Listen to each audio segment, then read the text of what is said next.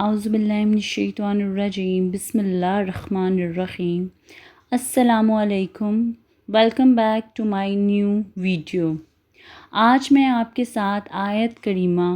کی فضیلت شیئر کرنے جا رہی ہوں، اور اس کا اتنا بڑا فائدہ ہے اور ایک یہ تلوار کی مانند کام کرتی ہے۔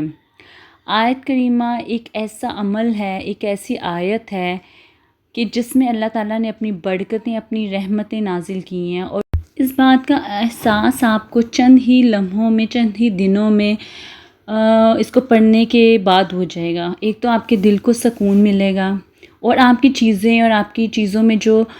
رکاوٹیں آپ کو لگتا ہے کہ یہ کام آپ کا پورا نہیں ہوا ہے اور آپ کی رکاوٹ آ رہی ہے، یا آپ کے دل میں کوئی الجھن ہے، یا آپ کا نماز میں یا قرآن میں دل نہیں لگ رہا، تو اس آیت کو پڑھنا شروع کر دیں اور استغفار آپ کریں زیادہ سے زیادہ، اور یہ آیت پڑھیں۔ قرآنی آیت کو کسی بھی آفت اور مصیبت کے موقع پر پڑھنے سے انشاءاللہ فائدہ ہی ہوگا۔ آپ کی زندگی میں کوئی آفت آ گئی، کوئی اللہ نہ کرے کوئی مصیبت آ گئی ہے، تو آپ آیت کریمہ کا ورد کرنا شروع کر دیں۔ رسول کریم صلی اللہ علیہ وآلہ وسلم نے فرمایا کہ جو مسلمان مرض کی حالت میں اسم عظیم کو 40 مرتبہ پڑھے گا اور اسی مرض میں مر جائے تو اس کو شہید کا ثواب دیا جائے گا،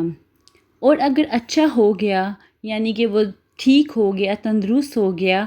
تو اس حال میں اچھا ہوگا کہ اس کے سب گناہ معاف ہو چکے ہوں گے۔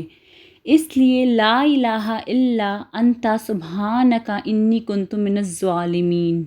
چھوٹی سی لائن ہے، ایک لائن ہے، اور آپ اس کو چلتے پھرتے، اٹھتے بیٹھتے آپ اس کا ورد کریں، آپ کو سکون مل جائے گا۔ اس مبارک آیت کریمہ کا ترجمہ ہی اتنا خوبصورت ہے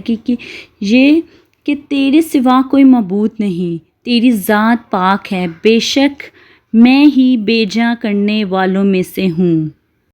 آیت کریمہ پڑھنے والے کی تمام آزمائشیں اور تمام مصیبتوں سے ان لوگوں کو نجات مل جائے گا۔ اس لیے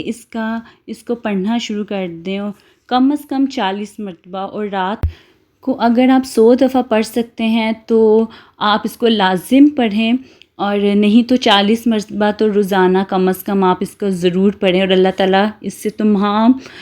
چیزوں